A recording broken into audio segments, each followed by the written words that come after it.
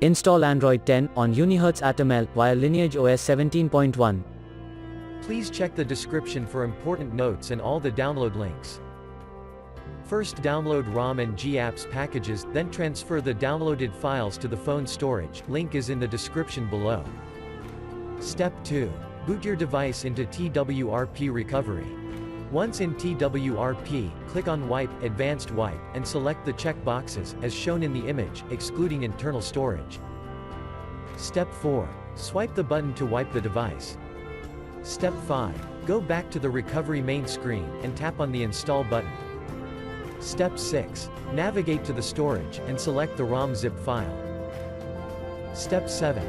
Finally, swipe the button on the screen, to install ROM file. Step 8.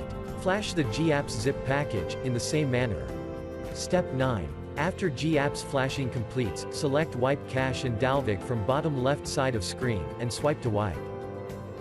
Step 10. When the flashing process is complete, hit Reboot System.